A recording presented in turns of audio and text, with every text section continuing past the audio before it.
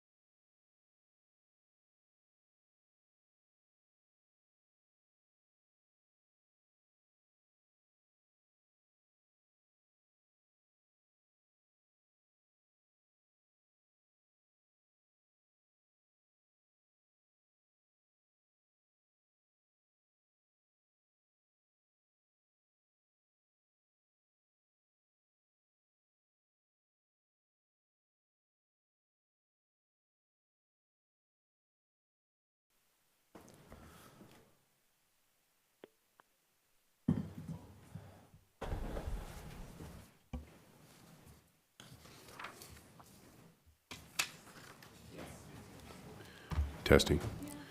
Good morning. It is Wednesday, April 16th. We're here for our regular scheduled county commissioner meeting. We have Commissioner Mullen and myself in the room, and I believe Commissioner Bauman is virtual. On the phone. He's on the phone. Yes, sir. Okay, there we go. And we have our administrator and our clerk of the board. And this time, I'll call the meeting to order and ask everybody to please rise and join in the pledge. I pledge allegiance to the flag of the United States of America and to the republic for which it stands, one nation, under God, indivisible, with liberty and justice for all. Okay, with that, I'm looking for the adoption of the current agenda.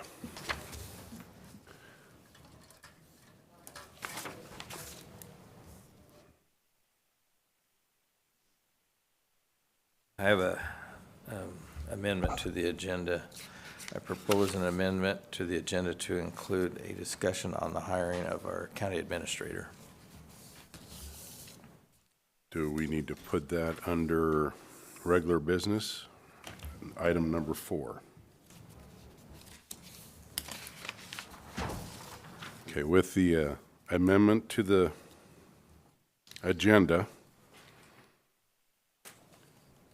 is there a motion to approve the agenda? I'll make the motion to approve the agenda with the addition. There's been a motion for the approval of the... Second. There's been a motion and a second for the approval of the agenda with the addition of number 4, the hiring of our county administrator. All in favor, say aye. Aye. Aye. Aye. Move down to approval, excuse me, public comment. Is there anybody in the room for public comment? And do we have the phones available today? No phones available? I don't see anybody coming to the mic. We'll move down for the approval of the consent agenda, items 1 through 6. Move for approval of consent agenda items 1 through 6 as presented. Second. There's been a motion and a second for the approval of the consent agenda items 1 through 6. Any discussion? Hearing none, all in favor say aye. Aye. Aye. Aye. Next, move down to regular business presentation, state exit conference for financial federal accountability audits presented by Deborah O'Leary. Is she in the room? She's remote. Or she is remote. We're connecting to the meeting right now. Okay, you're connecting her. And I see we have Tim and Jeff. Are you guys going to be sitting at the table then on this? I certainly can. I don't know if there's a reason to, but Well, there might be some questions. I've read through this, and there's probably going to be some questions here. Not to put you in the hot seat or nothing. I'll be moral support for Tim, I guess. We dim these lights. Yeah, Yes. please. Thank you. Oh, yeah, that's a lot better.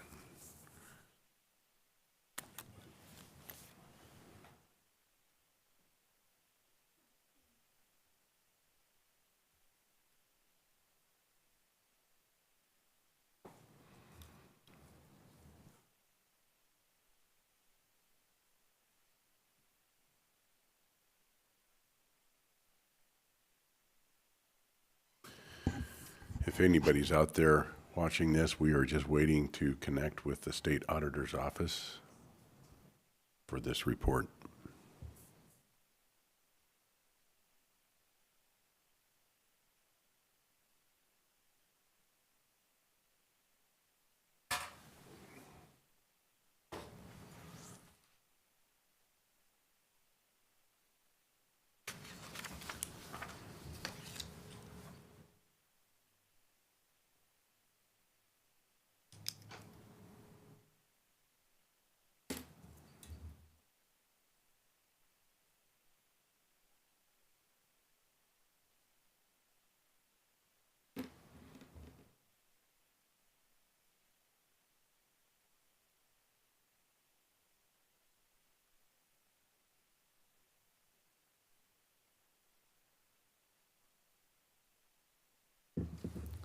We're having some issues. Would it be okay if we moved on down to, once they're connected, they're going to want to go? Do we want to move down to another item and then, The second presentation, so okay. come back for the first one. Logo and brand identity proposed for the Columbia Valley Center of Recovery. Sorry about that, Tim. Jeff? Thanks, Tim.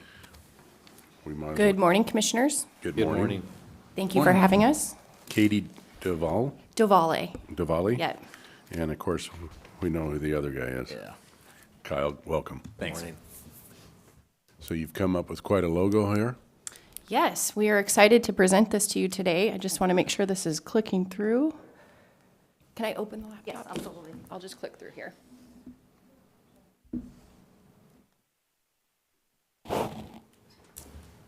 Okay, perfect. So yes, thank you for having me here today. I'm the communications coordinator for Benton County. I'm also on the sub-communications committee for the Behavioral Health Advisory Committee. And our sub-communications committee and the main committee, we've been working on the logo and branding for the Columbia Valley Center for Recovery. So I'm going to take you through the journey that led us to the final recommendation to present to you today. And I have with me Kyle Sullivan, too. So a bit of the framework that the committee went over, it came from a committee discussion is who are we? What do we want to do? What does it matter? What sets us apart? And what's our mission and vision for this recovery center, which will be the first inpatient recovery center in the Tri-Cities? So lots of questions and committee discussion to kind of start with that fundamental brainstorming. The branding stages that we went through, analyze and discovery, which you'll see on the slides ahead, the local competitive analysis. So going through Washington State and Oregon State to see what other recovery centers there are. What does their branding look like? We want to make sure we're setting ourselves apart, as well as going through other organizations with Columbia Valley in their branding. Clarifying that strategy, so a lot of committee discussion and going through concepts, and then leading us to the design and concept phase, and then the review and approval, which is today, which we're presenting to you. So I'll go through a few of these stages, and after this approval today is where we will start to strategize our touch points, our timeline of how we can make this logo come to life and get it out there for the Recovery Center. So a bit of the branding discovery that we went through is crafting a visual identity, the Recovery Center. We want to make sure that that evokes joy, peace, warmth, and it's welcome. That people, not just the patients inside the Recovery Center, but everybody visiting, the staff, feels good and warm and welcome. It's a positive place. The word recovery is purposeful. It includes the patient's lifelong journey and comprehensive suite of services that will be offered at the Recovery Center. So that was purposeful in the name and branding. So it should not only be visually appealing, but like I said, reflecting that healing and calmness and peacefulness. The word Columbia Valley is also purposeful. It has deep roots in our community. It evokes a sense of familiarity. When you say the word Columbia Valley, embodies what our county is known for: rivers, rolling hills, all the design elements that you'll see on the renderings on the ahead slides. It has that piece of Columbia Valley displayed inside the center. So we also went over what we need to define who we are, so coming up with just another committee discussion as far as like what are those words for a tagline that we might need to incorporate into our branding. So hope, recovery, peace, and you'll see some of that on the forward slides. So this is what we did for the competitive analysis I spoke to earlier. So we went through and looked at other recovery centers, Oregon, I think there's even some in there from Washington, Oregon, and then other ones that have the word Columbia Valley. We even looked into California recovery centers. So making sure that we set ourselves apart. Do we want CVCR to be prominent? Do we want Columbia Valley to be spelled out? So just, it's very important to do the Columbia analysis. It gives us a strategy to look ahead to make sure that we're setting ourselves apart.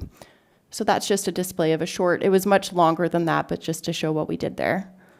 The typeface. So I've been in branding and graphic design for a very long time, and it does evoke a sense of feeling when you look at a typeface. So we wanted to make sure that it was warm, youthful, had rounded strokes, nothing that was angry, jagged edges, hard edges. We wanted to make sure it evoked that warm feeling. And it should also fall under some kind of a branding guideline. So Benton County's branding guidelines, we did display using the fonts in our style guide. And then there was an option to also create a serif font, which you'll see the difference between sans serif and serif, and maybe having a slightly rounded appearance and evoking that soft and inviting feeling. So the font selection was very important when we went through this, as well as the color palette, and you'll see on the ahead slides, making sure that it also evokes that emotional response that we're looking for in our brand. It's recommended that the color palette also have the Columbia Valley River. Those components that you'll see on the renderings ahead, it should pay tribute to our natural landscape. So making sure we incorporate those soft and warm colors into our palette.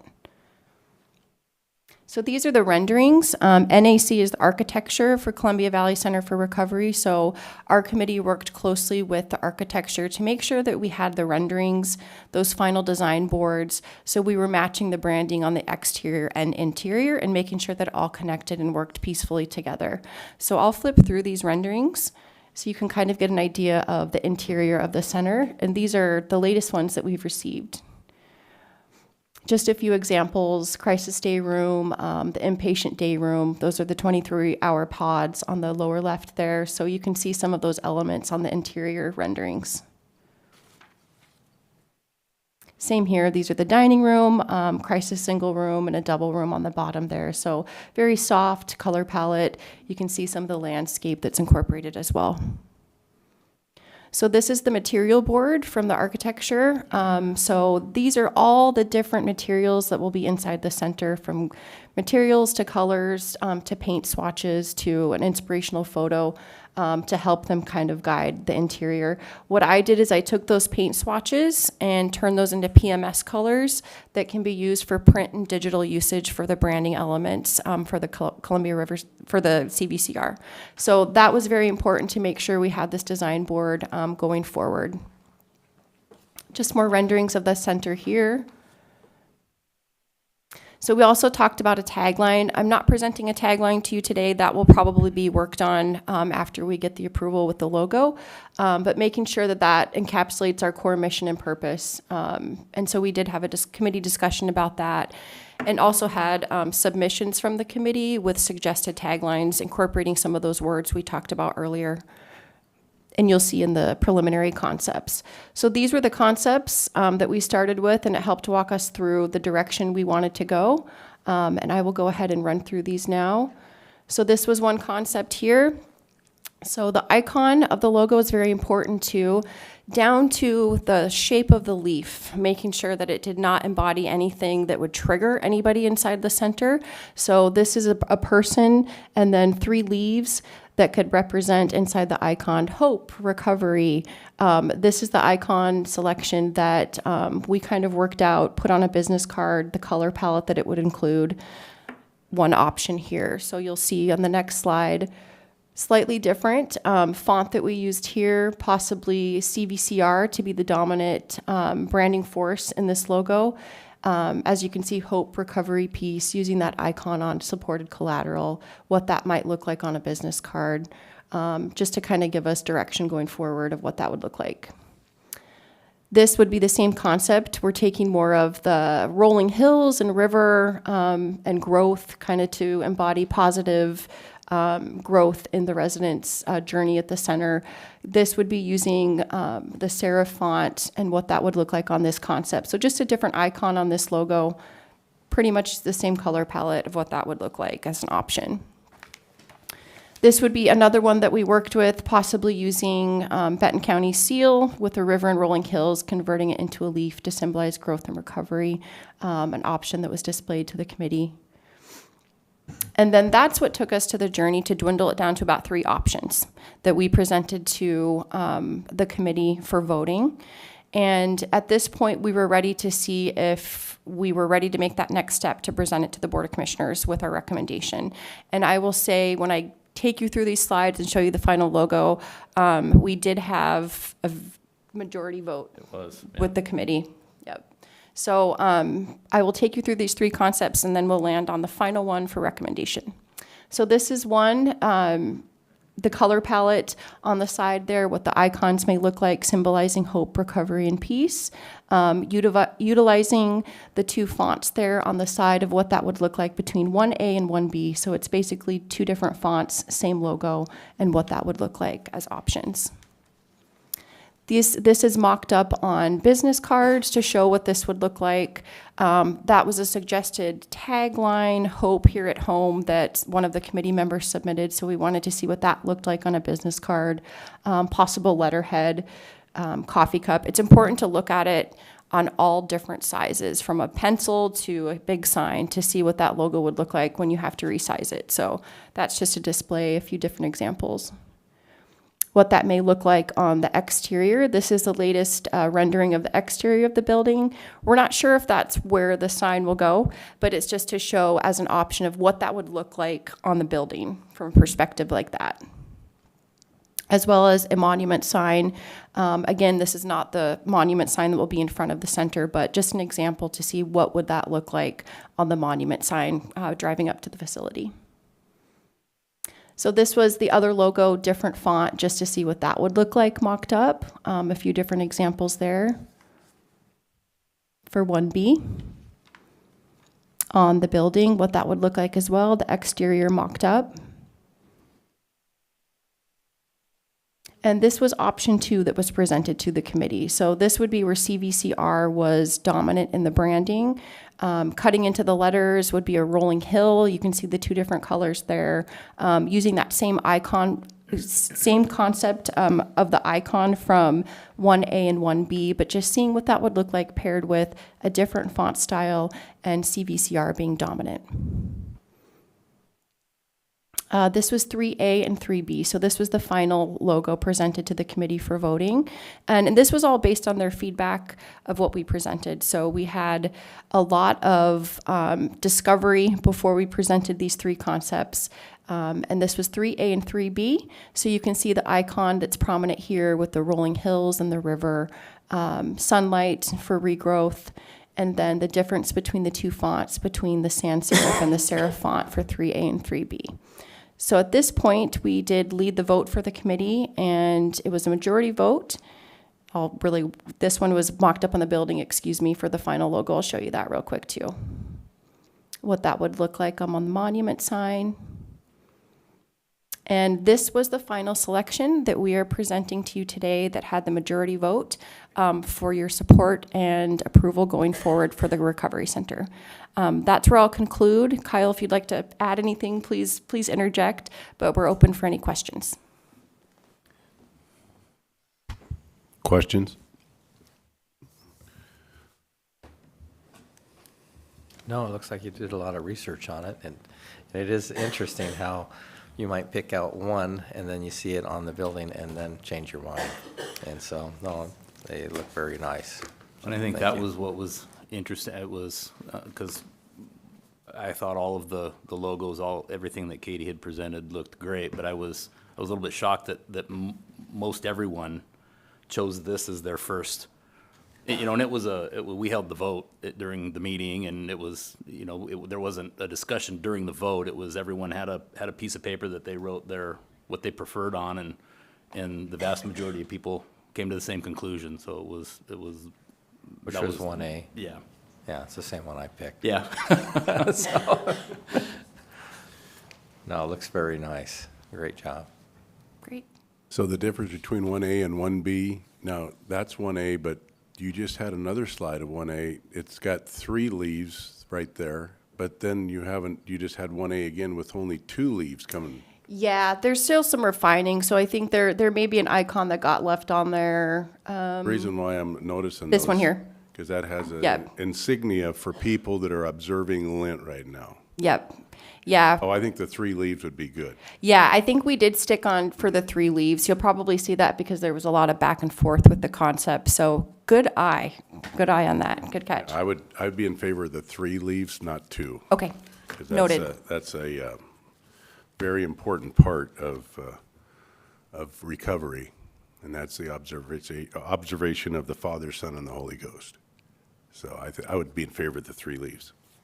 Thank you. We will note that with the 3 leaves. All righty. Thank you, Commissioners. Thank you. No, thank Appreciate you. it. Thanks, gentlemen. Have we got they are on, good. So we'll now revert back to State Exit Conference for Financial, Federal, and Accountability Audits presented by Deborah O'Leary.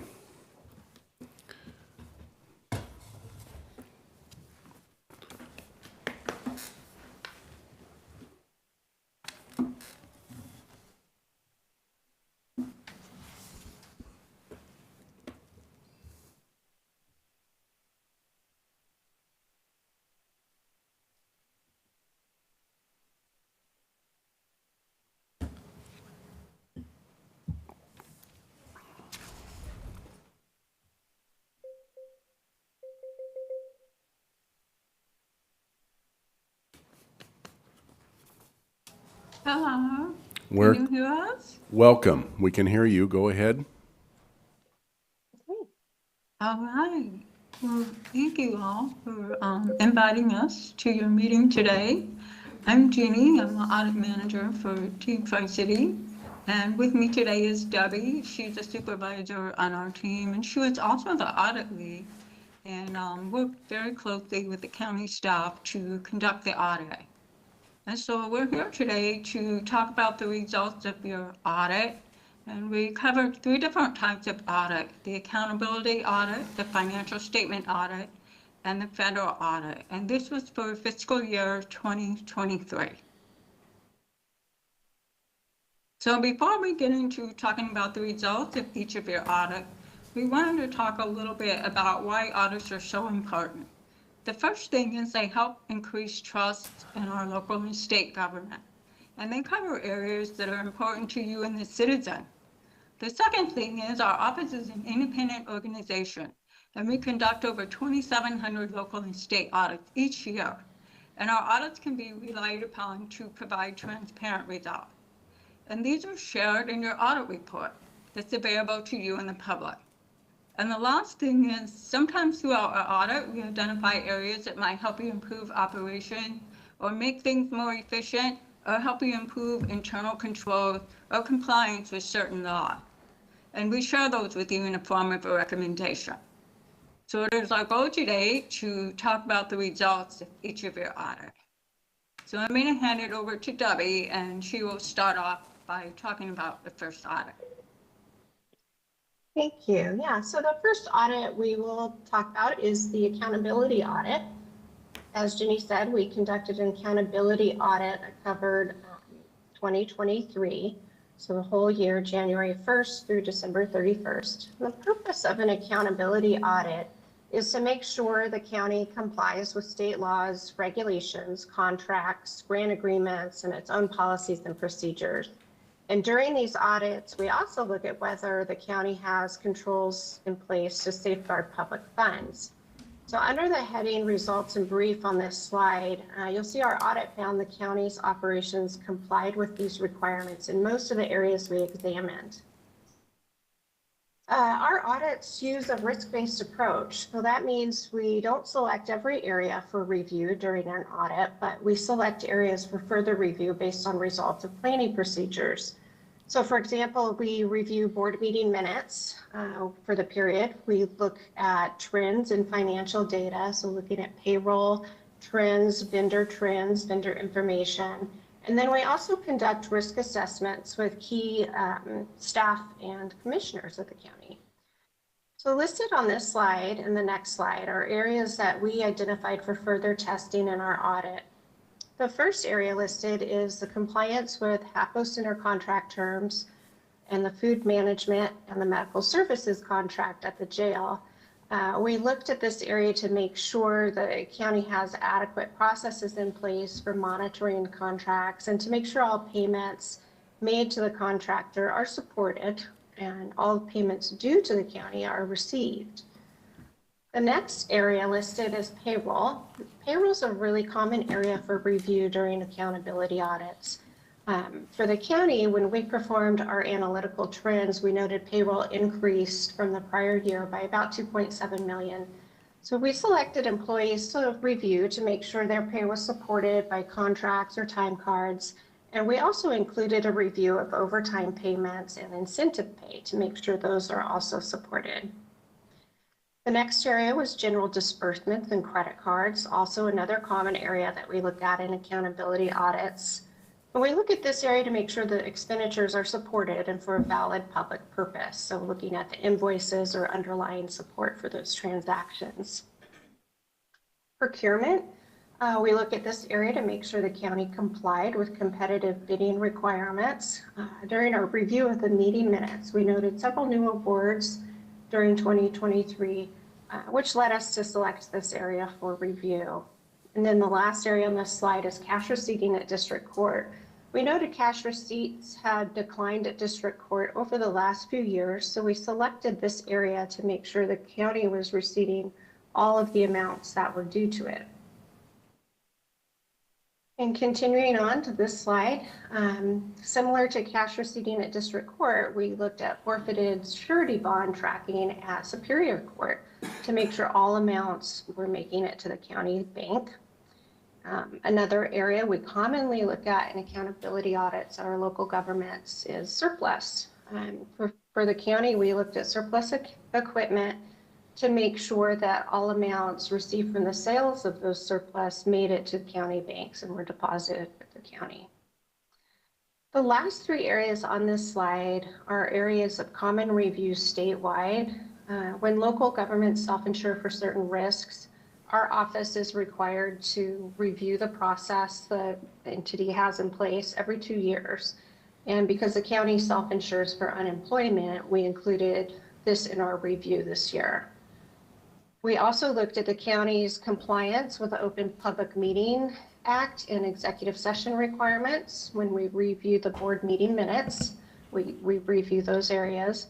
And then last, we look at certain financial ratios to make sure there are not any indicators of financial distress.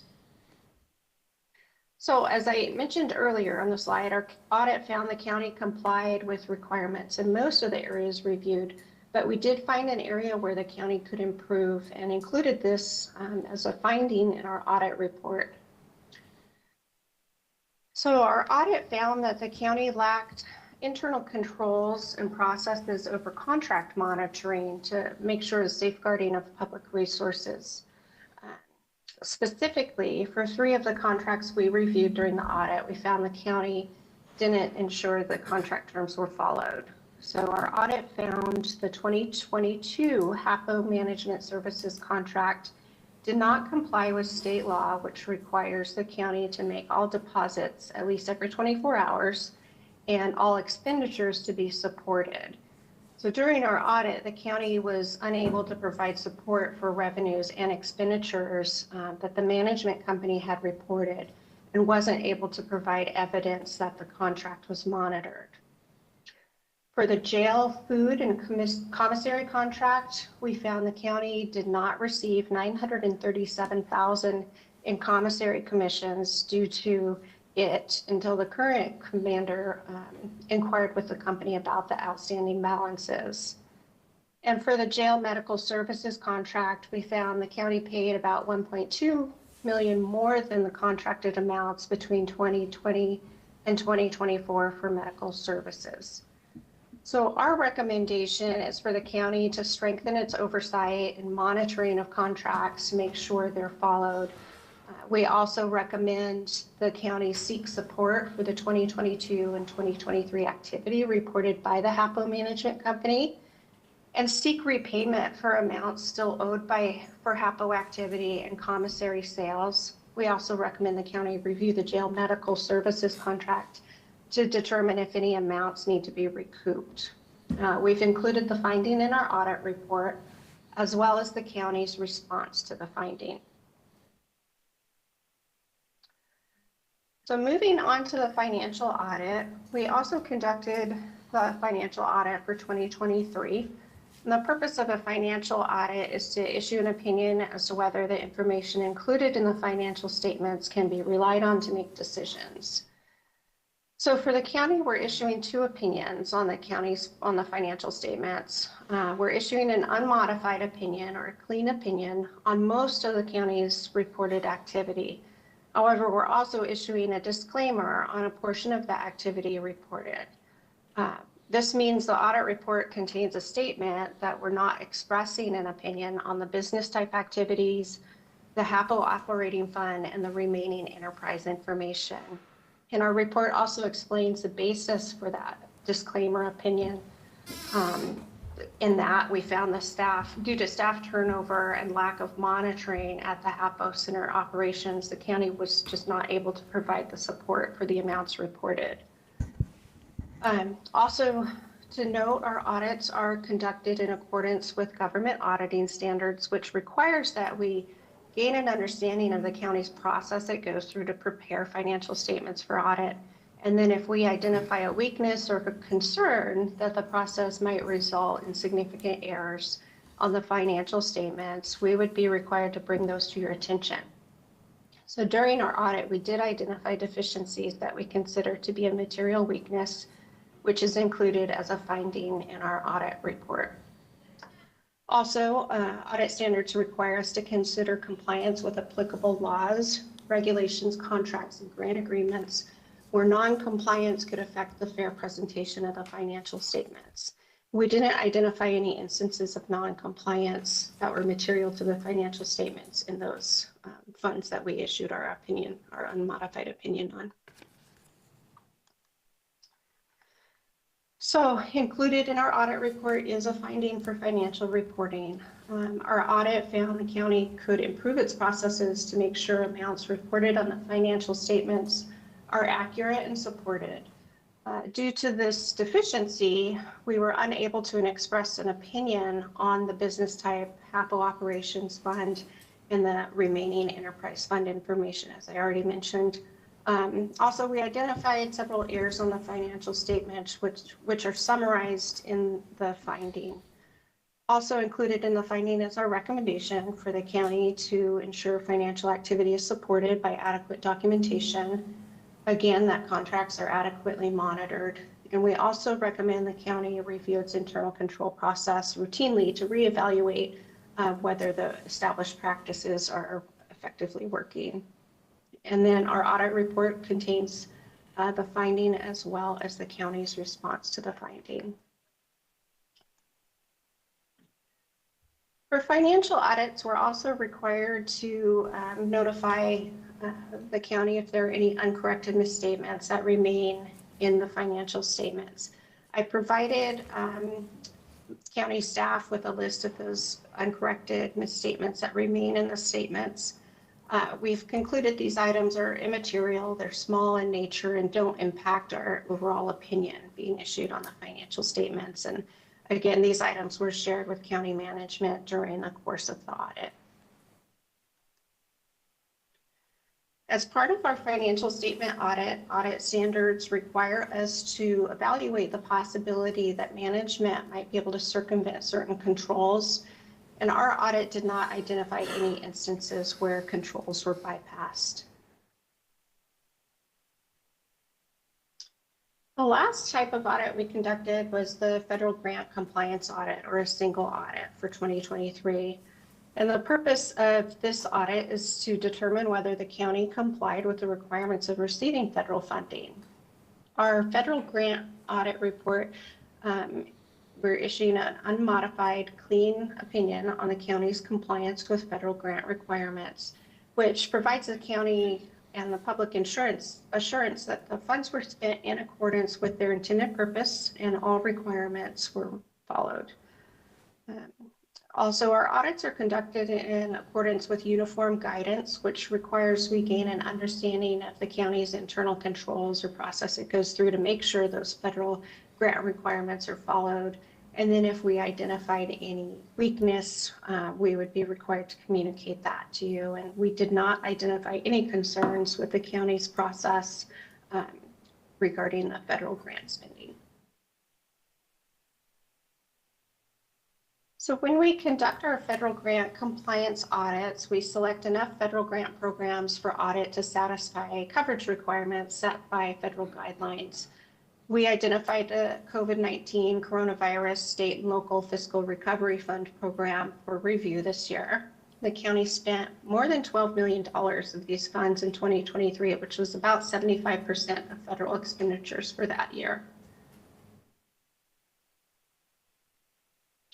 And then, so part of our audit, we conduct follow-up procedures on prior audit findings issued. And last year, we issued a finding over reporting and suspension and debarment for the same program for the coronavirus state and local fiscal recovery funds. We followed up on the issue during the review of the program this year and concluded the issues have been fully corrected. And so that is also included in the audit report. So a few closing remarks. Our audit costs are slightly more than originally estimated due to that additional work that was required for the review of contract monitoring. This increase was communicated to management during the course of the audit. And then the next audit for the county will begin this summer and will include all three audit types again, and an estimate was included in the exit handed packet I provided earlier. So our reports will be published on our website in the next couple of weeks, at which time the county staff might receive a survey from our office. And we encourage all staff who receives a survey to complete it so we can learn which areas we can improve on, or if anything went well, please let us know which things we should continue moving forward. And that wraps up our presentation. I just want to thank the county again for inviting us to the meeting to share the audit results and for the assistance during the audit. And if there are any questions, please don't hesitate to reach out to us. Thank you. So with that, questions, commissioners? Commissioner Baumann, were you able to hear all that? I was able to hear it, but I was having trouble following along with the slides, so I do hope to read all the slides carefully, and I may have questions at that point. But thank you so much for your diligence in doing this audit and the very detailed and spelled out findings. That will be helpful as I study. Commissioner Baumann? Thank you. Thank you, Commissioner Baumann. Commissioner Mullen, questions? What were the major items that you did find in the audit? Just to The recap. major items, those would be the items that we reported in the findings. So the contract management issues for the accountability audit, which then led to ultimately the disclaimer of the opinion for the financial statements on the business type activities in HAPO operations.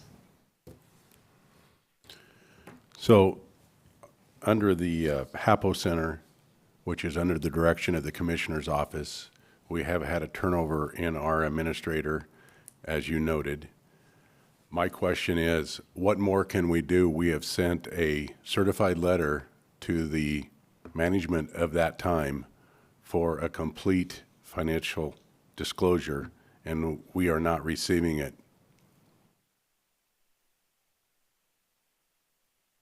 What else can we do besides lawsuit? Ginny, do you have any thing to add? Yeah, so when we report, we share the results and we provide recommendations. The question thing is a really good one, and that one seems to fall under legal guidance. And so our office can't really give legal guidance. And so that's something maybe you want to talk with your legal team about. Okay, and we gave them a 30-day notice. Has it been 30 days yet? It has, and we still not have received anything from them.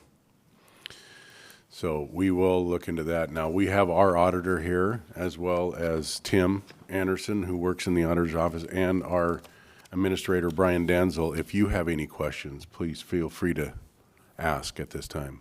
Matt Beaton. Mr. Chairman, Yes. Go ahead, Mr. Baumann. I would like to request that our legal counsel follow up on that letter that we sent that was due to be responded to by March the 31st. I would like to see us follow up on that, please. Okay. Mr. Beaton. All I would add is thank you to the state auditor's team. We work closely with them, throughout this entire process, and I know we were well into overtime, with addressing many of these issues and getting their independent review. So thank you guys very much. We've worked with them on all of this, and I really do appreciate everything you guys have done. Tim, anything? I would just echo those same sentiments that it's always good working with the state auditor's office, and I just thank them for their time. And as the chairman, I would like to thank you also. You did an incredible job here helping us be open and transparent to our constituents of Franklin County, so thank you. Thank you. Thank you. All righty. Mr. Danzel, nothing? It would, thank you, a reiteration of what everyone has said so far. Appreciate it. Thank you for spelling out how we can look at things in a different way moving forward. Appreciate your hard work and your patience. All righty. Well, thank you very much, and we will move on with our meeting. Thank you. All right. Thank you. Have a good day. You too. That moves us down to regular business item number 3, protecting young women in sports, presented by Mr. Danzel. Yeah, Mr. Chairman, this is at the direction of the Board of Commissioners. We wanted to put a resolution together that codified at least the Franklin County Board of Commissioners' stance of protecting young women in sports. It references Title IX, and it references protecting not only the young women, but also their families and the people that go to watch them participate in the sport or event. Commissioners, questions? No. Commissioner Baumann? Mr. Chairman, thank you for bringing this forward. As a man that has been influenced through my life for a very long time by a lot of strong women. I have 7 sisters and have been around a lot of strong women for a long time. Men and women are not equal, and when we put biological men in competition with women, it is not fair, it is not proper, it is not equal, and the people that believe that's right should be ashamed of themselves, and I'm proud to support this resolution today. Thank you. Yes, and if I may say a few words, In the 1980s is when Title IX was put into place, and it was to protect women's sports for equality against men's sports. And it was then that we lost junior college football, because there was no women's sports equal to the amount of participants as there was for men in football.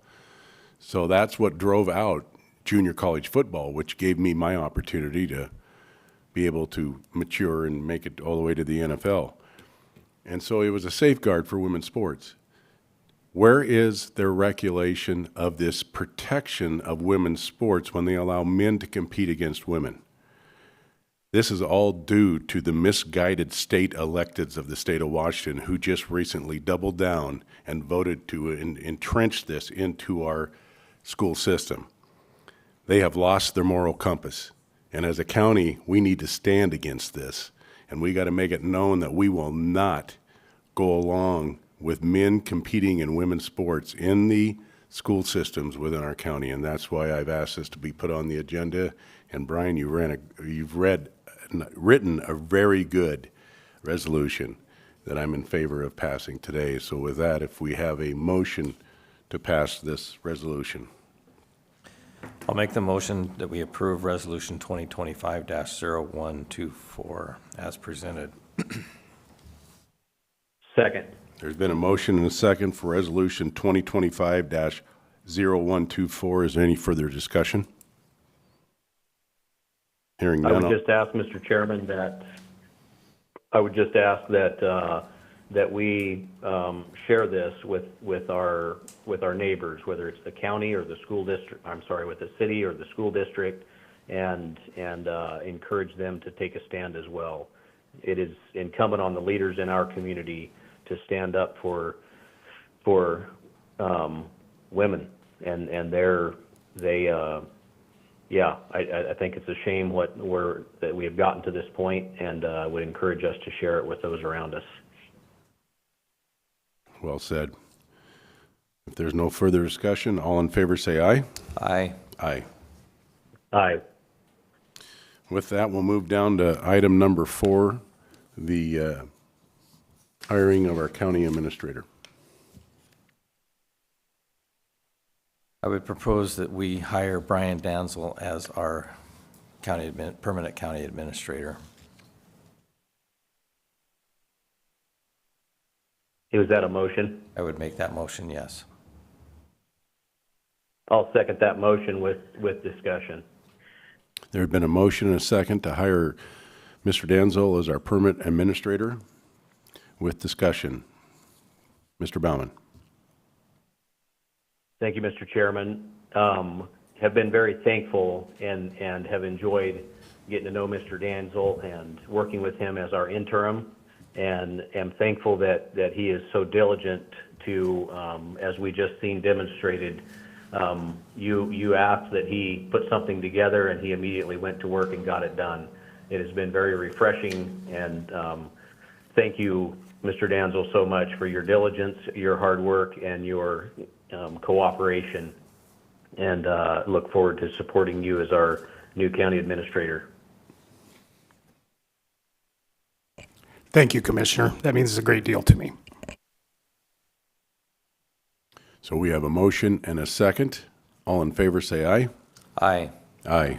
Aye. Do we have an employment contract? Are we just going to roll the interim contract? We're gonna roll him into full, and then we'll probably vote on the terms of the contract next week. Okay. But we are hiring him full-time at this point in time. We'll work out the terms. Congratulations, Mr. Danzel.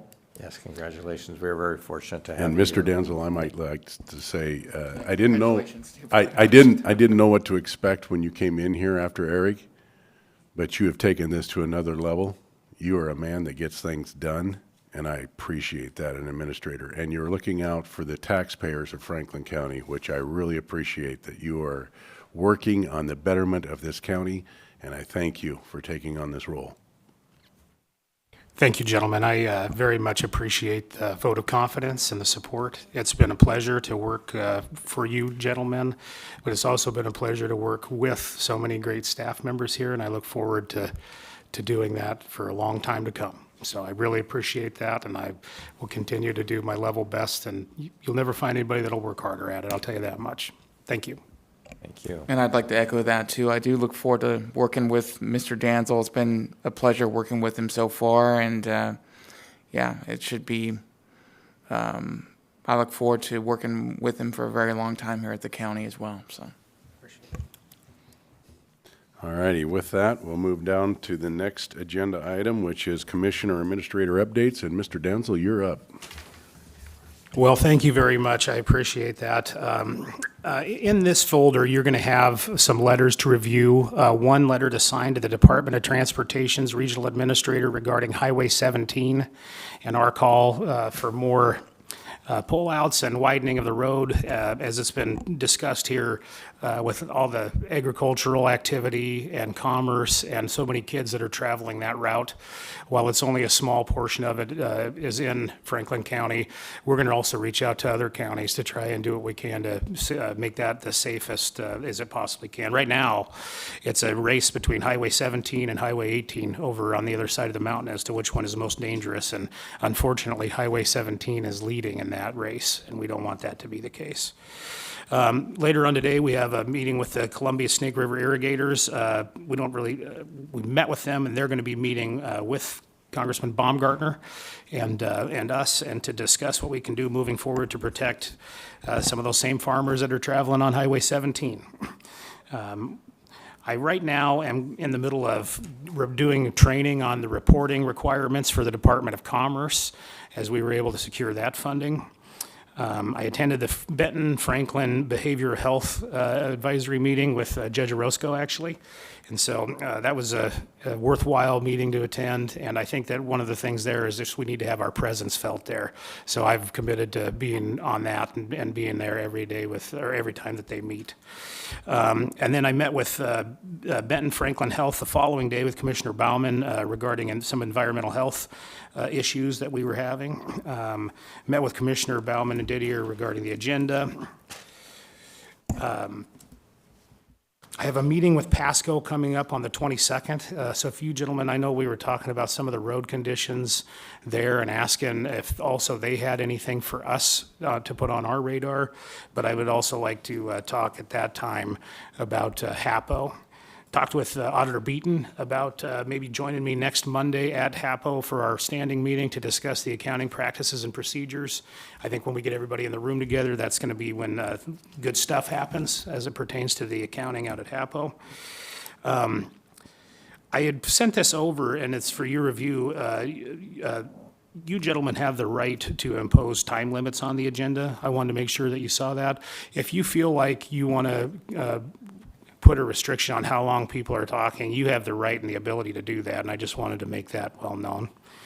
And finally, this will be coming out, and it's part of the public record now, but we received the Attorney General's opinion on the unconstitutional pay, and you gentlemen have a copy of that. It'll be released here shortly, more widely, but in it, without getting too far down in the weeds, the Attorney General said that the pay violated the Constitution. I had a meeting with Prosecuting Attorney Sant about this. Mr. Sant is going to recuse himself, and so we will be in need of a special deputy prosecuting attorney to be able to provide legal advice to you gentlemen moving forward. That's all included in the folder that I sent over if you wanted to take a look at that. And like I said, give your initials. I apologize about the lengthy report this week, but there's been a lot of stuff going on, and I appreciate that. Anything you all want me to be working on, please just let me know. Yeah, don't apologize for that lengthy report because you're getting things done, and we appreciate it. Commissioner Bauman. Thank you, Mr. Chairman. I'll make my report this week brief. Had elected department head meeting following last week's commissioners meeting, and found that to be productive. Wanted to say thank you to Teresa, our clerk, for putting together an agenda for that meeting. And it was noted by some of our department heads that they appreciated having an agenda for that meeting, and felt like that meeting was very productive. So thank you, Teresa. And we talked about different bills and just different challenges that we face, and some of those that I'll be following up on. So then I had, as Brian said, met with Benton Franklin Health District, felt that meeting was very productive, and look forward to continuing to have better communication there. So thankful for them for inviting us over. Had the Ben Franklin Transit board meeting, and Ben Franklin Transit's getting ready to buy a bunch more vehicles to add to their fleet, some maintenance vehicles as well as some other fleet vehicles. And let me see here. I don't have my normal way of reporting, so had multiple meetings with different people around the courthouse. Attended the Pasco Chamber Luncheon on Monday, and where our Pasco Police Chief gave a presentation. I just really appreciate him. He's a humble servant of the people, and it was really evident of how much he cares about the community as he was going step by step through the programs and what his crew does on a daily basis. So really appreciate Chief Crawley, and I'll just leave it at that, Mr. Chairman. Thank you. Commissioner Mullen? So I had the Greater Columbia Behavioral Health meeting, which had good response times, so everything is going very well there. Also had the long-term aging and care meeting, and also fielded more calls on property value assessments. I'm just going to say that I believe that they are way out of proportion, and I think we need to take some type of corrective measures to address that. And with that, I think that there will be a need for an executive session on potential litigation. Only asking about 5 minutes. So that is my report for this week. Thank you. My report is Columbia Basin Sustainable Water Coalition meeting, which was a very good meeting where we've got a coalition of people going back and meeting with a new administration, and there is a new, I will say, a new movement to complete the East High, whether or not that it'll get the interest from this federal government, because we're talking about a lot of money, but they are actively engaged and talking to the federal government on completing the East High. Ben Franklin Transit meeting, which they're on Facebook now, and they put out there about their electric buses, a lot of negative comments on this post. With every negative comment, Ben Franklin Transit was on there answering and giving an answer for their negative comment. I was intrigued with this because they keep talking about their ridership, but they've admitted that if somebody is on a bus, they get off that bus and get on another bus, that's not one rider, that's 2 riders now. So if they get on 4 buses in one trip, that's 4 riders. This is a miscalculation of ridership, and I think it needs to be evaluated, because there was several people on there mentioning that there was nobody riding these buses, and we're going to spend all this money for these electric buses, and there's still nobody riding them. Over $1 million a bus. I would just like to add, if you don't mind. Help, I please know help yourself. The car rental companies are getting rid of their electric vehicles because nobody wants to rent them. Well put. There were people on there defending the electric. They don't realize with the breaching of the dams, where are you going to charge these vehicles up? Had the pre-agenda meeting, which I really appreciate, with Mr. Danzel, and we're getting a lot done. Had some complaints actually out there about Lamb Weston and the smell coming from the Lamb Weston plant, and this is being contrived through the Pasco City Council. I had one constituent call me and he says, no, this isn't Lamb Weston, this is Pasco's problem with their reprocessing plant out there. He goes, I live out there, and I want to take him for a tour and have them out here in the evening when it's still, and then smell their own facility, because complaints were heavy back in the day, a couple years ago, and they're still complaining. And I also, too, have had numerous calls on our property tax assessments and the amount of money that is now being charged the constituents of this area on our property taxes. Then I would like to talk about that Highway 17 letter that you put together. I took the privilege of already sharing that with the Grant County Commissioners, with the Adams County Commissioners, and with the Port of Moses Lake. And we've already got them. They've sent a letter here already requesting that we send theirs with ours to the Department of Transportation, and this is from the Port of Moses Lake. And I'm not even going to try to the Honorable Todd, do you know how to say his last name?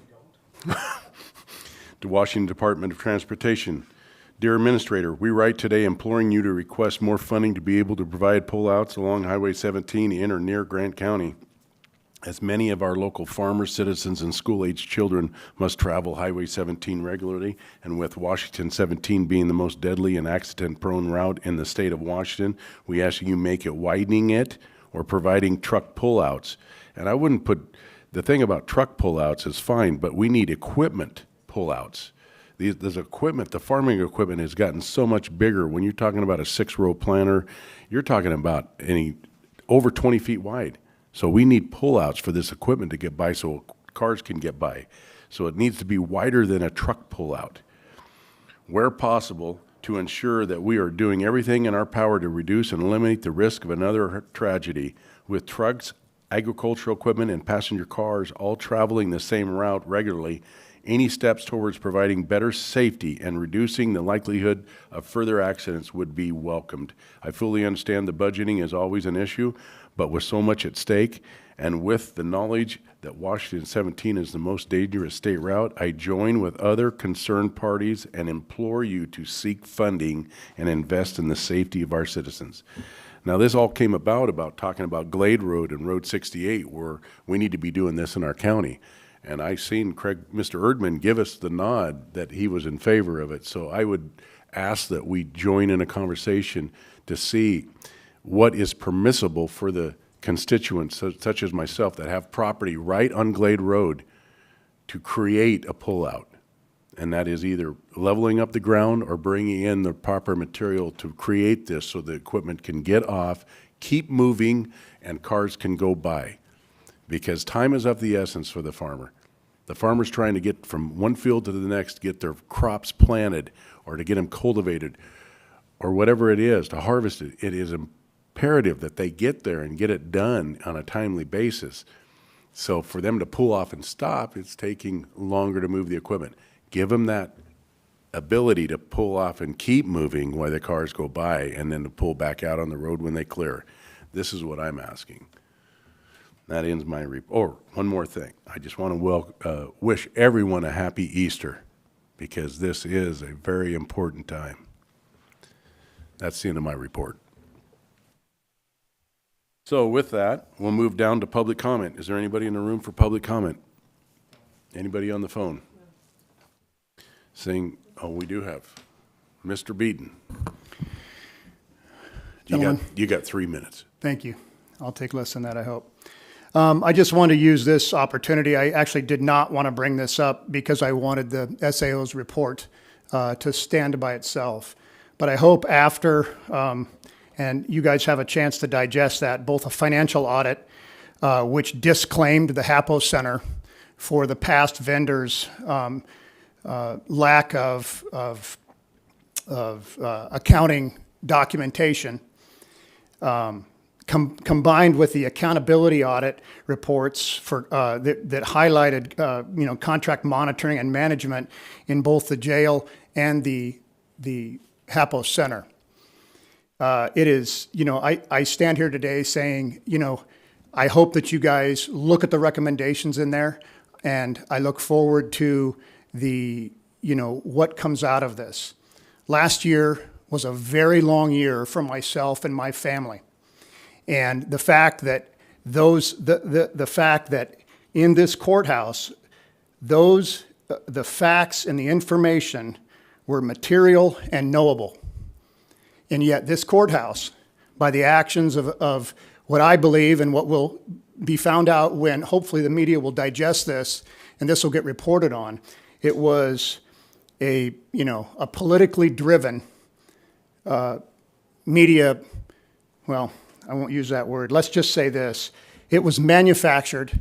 This is the beginning of what I think will be a lot of information that will be revealed to the public about, like I said, when everything broke last year, that there are bad actors in this county, and that through time and through the independence and the experience of people like the AG or people like the state auditor's office, you're going to find that there are people doing their jobs here that are just everyday jobs and just doing what we are, elected or employed to do.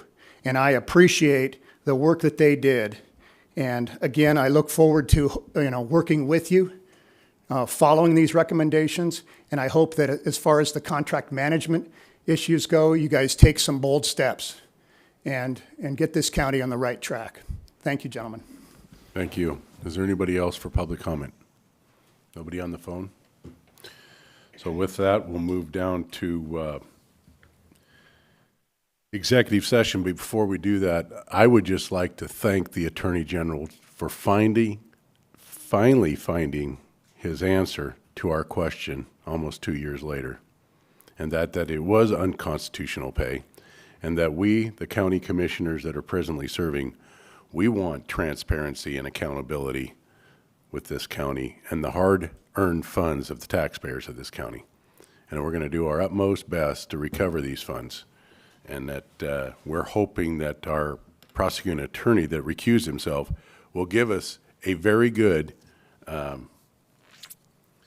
what's the word I'm looking for as far as? Special deputy prosecutor. Special deputy prosecutor. We need a very good special deputy prosecutor, and I would like to see us not get the one we had for the redistricting, because it did not work out very well with him. So I hope we get a very good, and I'm pleading with our prosecuting attorney to please give us somebody that is reputable and accountable, Okay. because it's up to him to appoint it. Okay. And I'd like to have you, Mr. Briggs, but I think that'd be a conflict of interest. Right, wouldn't it? yeah, Sean's my boss, so if he has a conflict, it's imputed downward to me.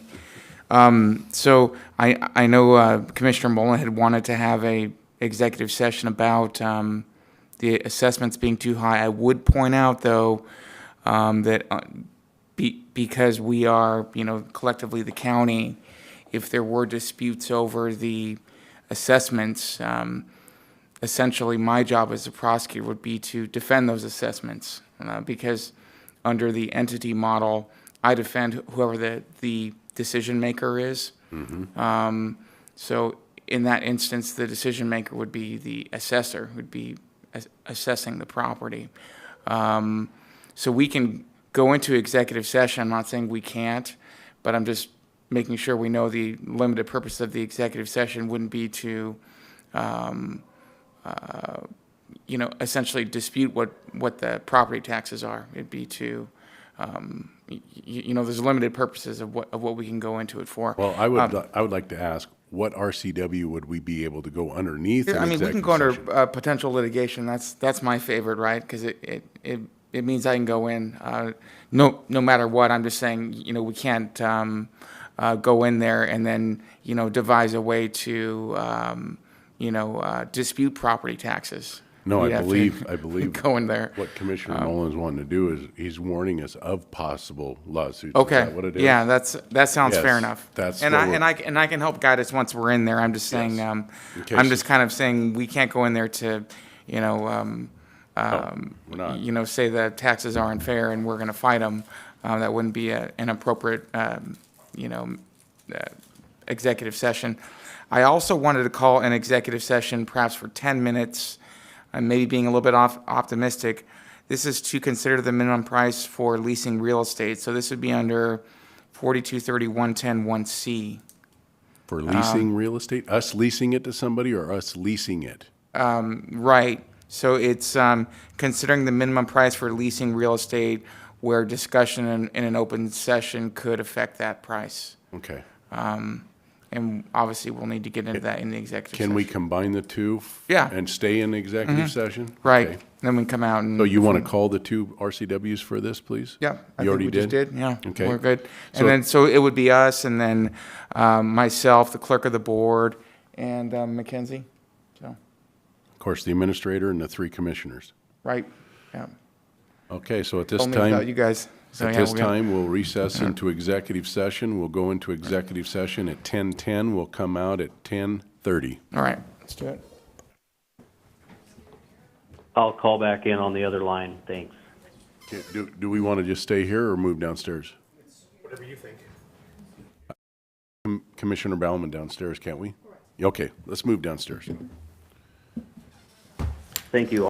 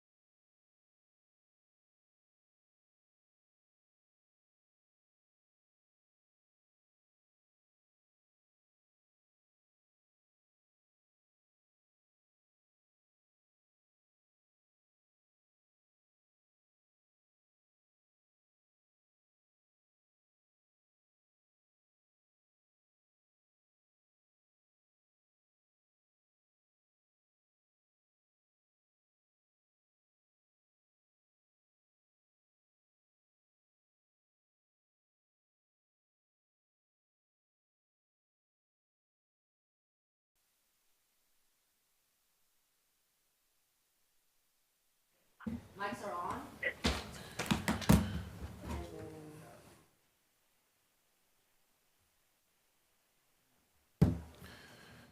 We're live. We've come out of executive session. We're back to regular session. And we are at the point, is there any other business for the good of the county? Commissioner Bauman, are you on? I'm here. Okay, is there any other business for the good of the county? Hearing none, I will adjourn the county commissioner meeting, and I will call to order our workshop. And the workshop consists of one agenda item, and that is discussion on the benefits recap for next steps. And at this time, I'll open it up for public comment. Is there anybody in the room for public comment? I got a room full of people, but I don't see nobody coming forward. So we will go to Ms. Wilder. You're up. Good morning. I don't have anything to present to you. I just, now that you've heard all of the different brokers, even some of the union groups, I just wanted to see what your thoughts are for next steps and if you have any direction for me. Commissioner Bauman? I'm at a loss for words. I thought we were going to get a summary of kind of where we were at and something of that nature. So no, I don't have anything. Can I ask? Commissioner Mullen? As far as, What way we're leaning? What direction we'd like to go for our benefits package? Correct? Yeah, and I can provide a summary too I don't know what you want me to wrap everything up into. I mean, if you want to go that way before you discover anything, it's one of the biggest questions I would have if you are at all leaning towards going with a different broker than Hub. We would probably need to do a request for proposal, an RFQ or RFP, which does take some time, in which case I would need to get moving on that. If you're good with sticking with Hub and it's just a matter of possibly going out to, sorry, it just slipped my head, market in August to see if there is something other than Primera, we can kind of go that route. I'm just not really sure at this point what we need to do from here. Well, go. I was going to say, I'm fine with Hub. I just would really like to take a look at the options that we have as far as the Viva.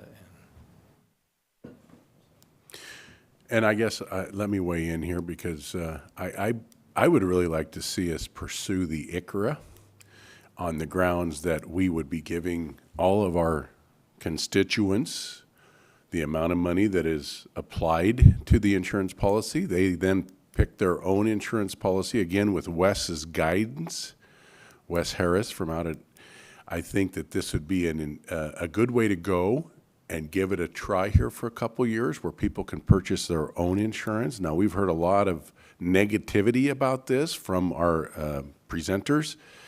And honestly, I think it's because they're not in the loop anymore to make any money. So I'm looking for a way to get our people in this courthouse good insurance. And there's no better way for them to do that than for them to pick their own and research it and figure out what they need for a single, for a family, whatever they need, they pick it. And with a VIBA attached, set at $300 a month. $300 VIBA is, I think, what we should set the VIBA limit at for everybody participating in our insurance policy. I would agree with that. Mr. Danzel. Maybe one thing, and I can work with Margot on this, maybe what we could do is we could respond to all the presenters and we could sum up what we're looking for. I think if I've gotten it right, you're not looking to switch from fully insured to fully self-insured today or this year. Really, you're looking at controlling cost of the supplemental insurance product, the VIBA or ICRA or whatever it's going to be moving forward. Maybe what we do, Margot, we reach back out to everybody that presented and we ask them to summarize what they could do for us in that regard, and that kind of that one, and we maybe leave the insurance actually alone this year. Is that kind of what you're? Yes. Okay. I think that's what we ought to do. I can work with you on that to Okay. provide some information. Okay. If that works for me. So I got a question here, Mr. Chairman, if you're willing. Yes, Mr. Baumann, Commissioner Baumann. So, Margot, if we were to choose ICRA, that would go through one of the brokers. Is that accurate? It is my understanding that that could happen, yes, because Hub even made that presentation that they have the ICRA on, and with that they can do. And I think a couple of the other brokers did too, so, yes. But it's definitely a third that was my party that understanding. runs it, yeah. But what Yeah, I so like about it, Mr. It would still be somebody outside of us. Correct. But what I like about it, Mr. Baumann, is the fact that the participant gets to pick their own insurance and what they want to do with the money that's allotted to them. And there is a lot of different varieties of insurance out there as far as deductible and everything else, and they can choose how they want to handle their own insurance, which they can now. We have the 3 different areas, but there's vast more than just 3 possibilities in this plan. Yeah, there's Yeah, different so I think- groups, yeah. Sorry.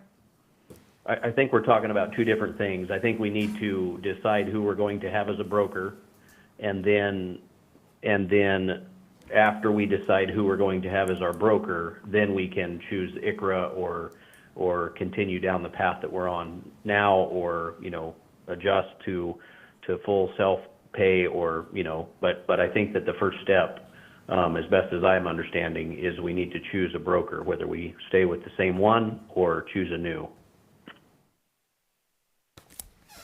All right. So I guess you will put a summary together for us for next week, and we can continue with this? This next week or the week after, yes. It is Wednesday. The week after? Okay. The week after is fine. I'm Appreciate sort of pushing against government. I want to move it faster. And then I'll put it in there that the one big thing that comes to my mind with ICRA is just the Affordable Care Act, and then there are different plans that employees can pick. It just has to be at a certain level so that we don't have that. So there's a little bit of that concern, but it was kind of my understanding too that the third-party administrator, let's just use example Hub, if you will help employees make sure they're on the right kind of plan, Right. so. Okay. All Well, righty. perfect. I have some marching orders. I appreciate that. Thank you. Thank you. So with that, public comment. Is there anybody for public comment? Seeing nobody coming forward, we will adjourn our workshop.